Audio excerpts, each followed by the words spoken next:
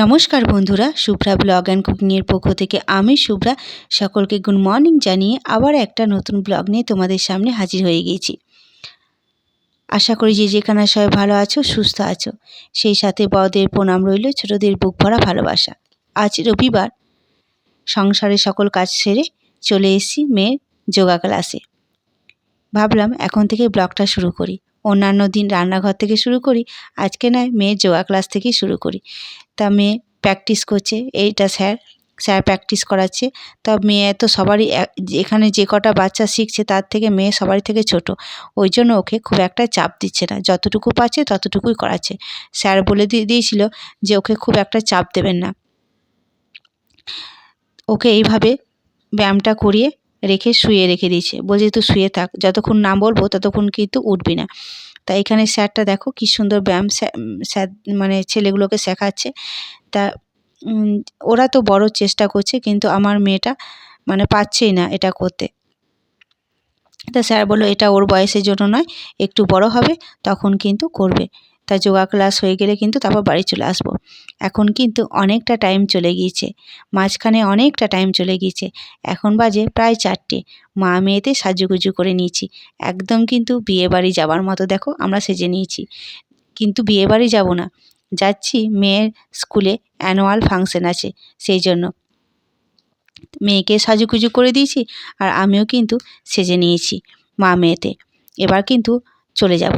তার আগে আমাকে আর আমার মেয়েকে কেমন লাগছে একটু বলো তো কমেন্টে। আমার চেহারা তো পেতনির মতো, কেমন লাগবে বলে না, কাক যদি ময়ূরে পাখা লাগায় তাহলে কি ভালো লাগে? সে কাক কাকই থেকে যায়। আর এদিকে দেখো চলে মানে এটা হচ্ছে অন্বেষের মা, এর সাথে মেয়েকে সবসময় পাঠায় যখন আমার কাজ থাকে। তা আমরা টোটোয় করে চলে যাচ্ছি স্কুলে সবাই মিলে। আমার ভাগ্নিও এসছে, ভাগ্নিকে আসতে বলছিলাম প্রোগ্রাম দেখতে, তাই চলে এসেছি। এসে তো দেখতেই পাচ্ছ সব মারা গ্রুপ, আমাদের মাদের এই গ্রুপটা একদম সব হই হুল্লোড় করে ছবি তোলাতে ব্যস্ত। সবাই কিন্তু হলুদ কালারের শাড়ি পরেছি, অন্যান্য দিন চুড়িদার পরে থাকি।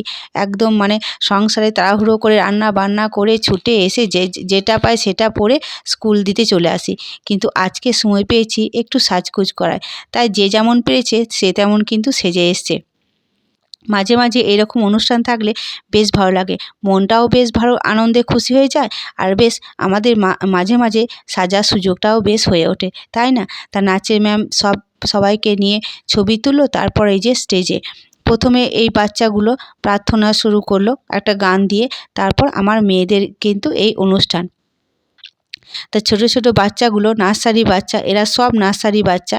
তা দেখো কি সুন্দর বেশ হাতে হাত নাড়িয়ে গান করছে মানে গানের তালে তালে নাচ করছে। কিন্তু কি বলতো, এই যে ওরা স্টেজে উঠে নাচটা করছে এটাই কিন্তু সবথেকে বড় ব্যাপার। যে যেমন পাচ্ছে সে তেমন করছে, কিন্তু করছে তো, এটা বড় ব্যাপার। এত লোকের সামনে যে ওরা ওইভাবে মানে হাত নড়িয়ে নড়িয়ে বেশ তালে তালে করছে, দেখতে কিন্তু বেশ ভালো লাগছে। আর কপিরাইটের ভয়ে কিন্তু আমি গানটা তোমাদিকে মানে দিতে পারছি না, এই এক সমস্যা, কপিরাইটের ভয়। কখন যে কিভাবে কোন সময় কপিরাইট পড়ে যাবে সেটাই ভেবে পাই না, ওই ভয়ে কিন্তু কোনো কিছু সাউন্ডও দিতে পারছি না, কারণ এটা বাচ্চাদের ছড়ার গান তো, সেই জন্য। তা বেশ ভালো লাগছে, ছোট ছোট ছেলেগুলো নাচ গান করছে, বেশ কিন্তু ভালো লাগছে। মাঝে মাঝে এরকম যদি প্রোগ্রাম পাই না ভালো লাগে। দেখো একটু আলাদা ধরনের, সংসার থেকে বেরিয়ে এসে বেশ সবার সঙ্গে আনন্দ হই হুল্লোড়, আর নিজেকেও বেশ একটু মানে সাজার ইয়েটা পায়। যে অন্যান্য দিন তো খেপির মতো বাড়িতে থাকি, চুল আঁচড়তেও সময় পাই না, আয়না দেখতেও মানে সময় পাই না, মানে দেখি না বা থাকি না। কিন্তু যখন কোনো একটা অনুষ্ঠান পড়ে তখন মনে হয় এখন একটু সাজুগুজু করে নিই। তা দেখো বাচ্চাগুলো তো বেশ নাচ গান করছে, তাই না? দেখতে কিন্তু ভারী মজা লাগছে, লাইট পড়ছে বেশ চারিদিকে, এক একটা বাচ্চা আবার দাঁড়িয়েও আছে, কিন্তু ওদের যখন ইচ্ছা হচ্ছে তখন নাচছে, আবার যখন মানে ইচ্ছা হচ্ছে না তখন কিন্তু দাঁড়িয়ে যাচ্ছে। আর আমরা স্যারদিকে বলেছিলাম যে স্যার নার্সারি বাচ্চাদের কিন্তু আগে দিয়ে মানে আগে পাঠিয়ে মানে প্রোগ্রামটা যেন আগে করে দেয়, কারণ 4টের সময় আসতে বলেছিল, আমরা 4টের সময় এসেছি, কিন্তু এদের প্রোগ্রামটা হচ্ছে 7টার সময়। সব বাচ্চার এনার্জি কিন্তু শেষ হয়ে গিয়েছিল, কোনো বাচ্চা ঘুমিয়ে যাচ্ছিল দুপুরে ঘুমায়নি বলে, আবার কেউ বিরক্ত হয়েছে। আমার মেয়ে তো মাথার ক্লিপ সব খুলে ফেলে দিয়েছে। তা দেখো ওদের প্রোগ্রাম হওয়ার পর কিন্তু এই যে বড়দের প্রোগ্রামগুলো একে একে কিন্তু সমস্ত ক্লাসে হতে লাগলো। তা বড়রা নাচগুলো করছিল কিন্তু দারুণ সুন্দর, অসম্ভব সুন্দর। ওরা তো নাচ শেখে, আর বেশ তালে তালে প্রত্যেকটা মেয়ে বেশ তালে তালে এত সুন্দর নাচ করছিল। নাচের পর নাটক হলো, আবৃত্তি হলো, যারা যে প্রোগ্রামে নাচ দিয়েছে তারা কিন্তু সেই করছে।